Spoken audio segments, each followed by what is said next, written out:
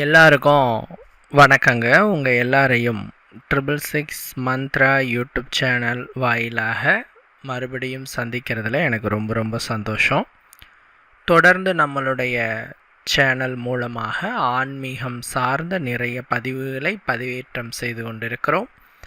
உங்களுடைய மேலான ஆதரவும் நமக்கு தொடர்ந்து கிடைத்து கொண்டே இருக்குது. அந்த வகையில் இன்னைக்கு இந்த வீடியோ பதிவில் நாம் பார்க்கக்கூடிய ஆன்மீக தகவல் என்ன அப்படின்னு பார்த்தீங்கன்னா, ஒரே ஒரு எலுமிச்சை கனி மட்டும் உங்கள் கையில் இருந்தால் போதும், நீங்கள் விருப்பப்பட்ட அத்தனையையும் உங்களால் ஈர்க்க முடியும்.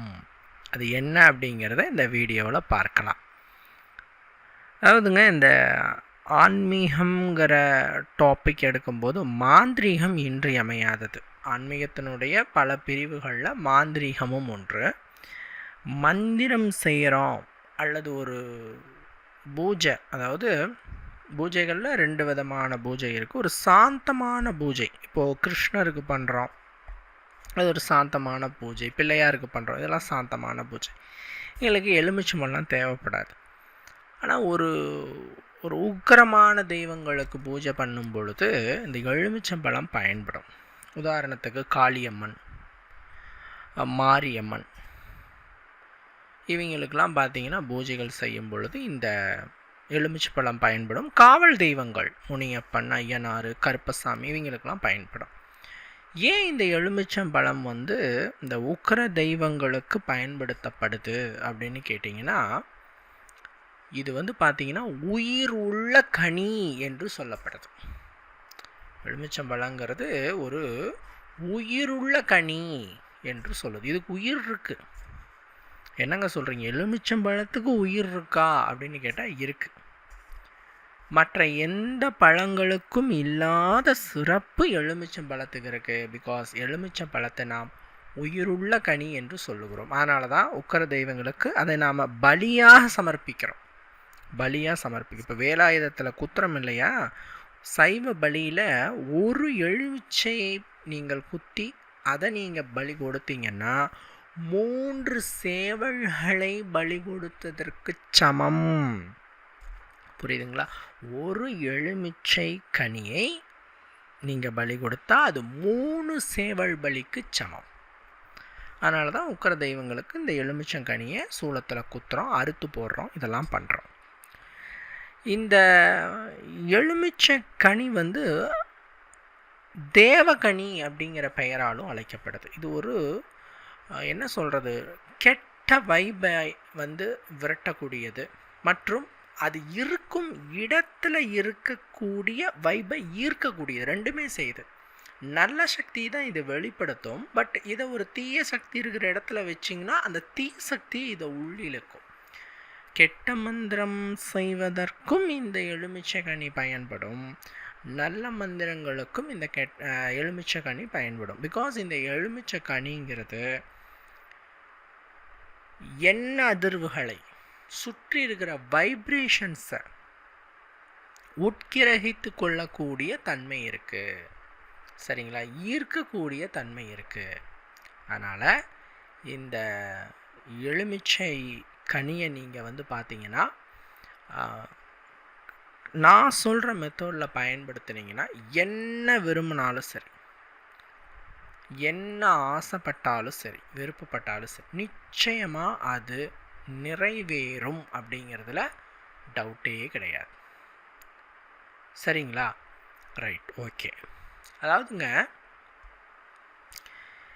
இந்த எலுமிச்சை கனியை காலையில் எழுந்திரிச்ச உடனே, அதுக்குன்னு 7 மணிக்கு மேலே எழுந்திரிக்கலாமான்லாம் கேட்காதீங்க. முடிஞ்ச அளவுக்கு பிரம்ம முகூர்த்தத்தில் எழுந்திரிச்சுக்கோங்க. 3 to 5 இதுதான் பிரம்ம முகூர்த்த நேரம் அப்படின்னு சொல்கிறோம். அதிகாலை 3:30 மணியில் இருந்து 5 மணிக்குள் இந்த டைமிங்கில் எழுந்திரிச்சிட்டு, நீங்கள் முன்னாடி நாள் அசைவம் சாப்பிடலை, போதை வஸ்து பயன்படுத்தலை, தாம்பத்தியம் கொள்ளலை அப்படின்னா குளிக்காமல் கூட ஜஸ்ட்டு நீங்கள் ப்ரஷ் பண்ணிவிட்டு ஃபேஸ் வாஷ் பண்ணிவிட்டு கூட இதை செய்யலாம். ஏதாவது செஞ்சுருந்தீங்கன்னா குளிச்சுட்டு நீங்கள் இதை செய்யுங்க. ஏன்னா சுத்தம் ரொம்ப முக்கியம். உடல் சுத்தம், மனம் சுத்தம் ரெண்டும் இருக்கணும் இதை செய்கிறதுக்கு. சரிங்களா? எப்படி பார்த்தாலும் ஒரு குளியல் போட்டுறது ரொம்ப நல்லது அப்படின்னு நம்ம சொல்கிறோம். ஃபஸ்ட்டு உங்கள் வீட்டு பூஜை அறையிலையோ அல்லது தனியான அறையிலையோ கிழக்கு பார்த்தவாறு உட்காந்திக்கணும். கட்டாயம் வெறும் தரையில் உட்காரக்கூடாது. வெறும் தரையில் உட்காந்து மாந்திரீக ஜபங்களையோ அதே நேரத்தில் மந்திர வழிபாடுகளையோ பூஜைகளையே கூட செய்யக்கூடாது. பல பேர் வந்து வீட்டு பூஜை அறையில் பூஜை பண்ணுறச்ச வெறும் தரையில் உட்காந்துட்டு செய்கிறீங்க. முற்றிலும் தவறானது. தரையில் ஒரு துணியை விரிப்பாக போட்டு அது மேலே உட்காந்துட்டு செய்யுங்க. சரிங்களா? இதை நீங்கள் செய்யும் பொழுது எப்படின்னா, இது மாதிரி விரிப்பு மேலே கிழக்கு பார்த்த மாதிரி உட்காந்துட்டு கையில் ஒரு எலுமிச்சை கனியை வச்சுக்கணும். உங்களோட வலது கையில் வச்சுக்கிட்டு கண்களை மூடிட்டு அந்த கையை க்ளோஸ் பண்ணிக்கலாம். புரியுதுங்களா? வலது கையை க்ளோஸ் பண்ணிக்கலாம். இடது கை நீங்கள் நார்மலாக வச்சுக்கலாம். நார்மலாக நீங்கள் உங்களோட தொடமையில் வச்சுக்கலாம். வலது கையில் இப்படி எலுமிச்சை கனியை வச்சு நீங்கள் என்ன நடக்கணும்னு மனசில் நினைக்கிறீங்களோ, எப்படிங்க, நீங்கள் என்ன நடக்க வேண்டும் என்று மனதில் நினைக்கிறீர்களோ அந்த ஆசை விரைந்து நிறைவேற வேண்டுமாய் பிரார்த்திக்க வேண்டும். இந்த பிரபஞ்சத்திடம் பிரார்த்திக்கலாம், இறை சக்தியிடம் பிரார்த்திக்கலாம், உங்களின் உள் இருக்கும் தெய்வத்திடம் பிரார்த்திக்கலாம். அது உங்களோட ஆப்ஷனல். யாருக்கிட்டங்க பிரார்த்திக்கலாம் அப்படின்னு கேட்டால், உங்களுக்கு எதன் மேலே நம்பிக்கை இருக்கோ அதுக்கிட்ட வேண்டிக்கணும். சார் எனக்கு வந்து முருகன் பிடிக்குங்க, முருகன்கிட்ட வேண்டிக்கோங்க. சிவன் பிடிக்குங்க, சிவன்கிட்ட வேண்டிக்கோங்க. இல்லைங்க அதெல்லாம் எனக்கு நம்பிக்கை இல்லைங்க, எனக்குள்ளே இருக்கிற அந்த ஆழ்மனதை நம்புவோங்க, ஆழ்மனதுக்கிட்ட வேண்டிக்கோங்க. பிரபஞ்சத்தை நம்புவோங்க, பிரபஞ்சத்தை வேண்டிக்கோங்க. எப்படினாலும் சரி வேண்டிக்கோங்க. உங்களுடைய வேண்டுதலின் அதிர்வுகளை, அந்த எனர்ஜிஸை முற்றிலும் இந்த எலுமிச்சங்கனி இழுக்கும். இப்படி இழுத்து உங்களுக்கு அந்த ஆசை விரைந்து நிறைவேறுவதற்கான வேலையை அந்த எலுமிச்சங்கனி செய்யும். அது செஞ்சு முடிச்சிட்டோம். இது எவ்வளோ நேரம் செய்யலாம்? பொதுவாக ஒரு தியானம் என்பது குறைந்தது 15 நிமிடமாவது செய்யணும். சொல்லப்போனால் 14 நிமிடம்னு ஒரு கணக்கு இருக்குது. 14 நிமிஷமாவது ஒரு தியானத்தை மேற்கொள்ளணும். உட்காடுறீங்க சார், உட்காந்தங்க, கண்ணை மூடினங்க, 4 தாட்டி மூச்சு இழுத்து விட்டங்க, எந்திரிச்சு போயிட்டேங்க, இப்படி இருக்கக்கூடாது. தியானம் என்பது எப்படி இருக்க வேண்டும் என்றால், ஒரு 10லேருந்து 15 நிமிடம் செய்யணும். கட்டாயமாக செய்யணும். ஓகேங்களா? இப்போது தொடர்ந்து செய்கிறத தான் நான் கட்டாயமாக செய்யணும்னு சொன்னேன். ஏன்னா செஞ்சிட்டே இருப்பாங்க, யாரோ ஒருத்தர் கூப்பிடுவாங்க, சொல்லுமா அப்படின்ட்டு போவாங்க. ஃபோன் வரும், எடுத்து பேசிட்டு ஒரு 2 நிமிஷம் கழிச்சிட்டு செய்வாங்க. இப்படிலாம் இருக்கக்கூடாது. இதுக்கு பேர் தியானம் இல்லை. ஃபோன் எல்லாம் சுவிட்ச் ஆஃப் பண்ணி வச்சிடணும், இல்லை சைலண்ட் போட்டுடணும். நீங்கள் அழகாக உட்காந்துட்டு கண்களை மூடிட்டு, உங்களால் மனதை ஒருநிலைப்படுத்த முடியலனாலும் பரவாயில்லை, ஃபஸ்ட்டு ஒரு 5 மினிட்ஸ் அப்படி தான் இருக்கும். அப்புறத்துக்கு மேலே உங்களுக்கு சரியாயிடும். டோட்டலாக ஒரு 15 மினிட்ஸ் செய்கிற மாதிரி பார்த்துக்கோங்க. சரிங்களா? அதுக்கு மேலே செஞ்சோம்னா இன்னும் பெஸ்ட்டு, நல்லாயிருக்கும். ஸோ இப்படி செஞ்சுட்டு அந்த எலுமிச்சை கனியை நீங்கள் வச்சுருங்க. ஏதாவது ஒரு பேப்பரில் கட்டியோ இல்லை ஒரு காகிதம், ஒரு பிளாஸ்டிக் காகிதத்தில் போட்டு நீங்கள் பூஜை அறையிலே வைக்கலாம், தப்பு இல்லை. ஏன்னா நீங்கள் நல்ல நினைவுகள் தானே நடக்கணும்னு நினச்சி இதை பிரார்த்திச்சிங்க. ஸோ அந்த எலுமிச்சை கனியில் ஃபுல்லாக பாசிட்டிவ் வைப்ரேஷன்ஸ் தான் இருக்கும். நம்ம அதை வெளியே தூக்கி போடணும், அறுத்து போடணும் அப்படிங்கிறதுலாம் கிடையாது. சரிங்களா? நீங்கள் நார்மலாக நீங்கள் அதை ஒரு கேரில் பேக்கில் போட்டு சேஃபாக பூஜை அறையிலே வச்சுக்கோங்க. டெய்லி இப்படி செய்யுங்க, டெய்லி இப்படி செஞ்சுட்டே இருங்க. சார் இதுக்கு ஒரு முடிவு இல்லையாங்க, எத்தனை நாளுங்க செய்யணும், நீங்கள் அதையும் சொல்லுங்கள் அப்படின்னு கேட்டால், பொதுவாக இதை ஒரு 11 நாள் செஞ்சாவே நல்ல ரிசல்ட் இருக்குதுங்க. எத்தனை நாள்? 11 நாள் செய்தாலே உங்களுக்கு நல்ல ரிசல்ட் இருக்குது.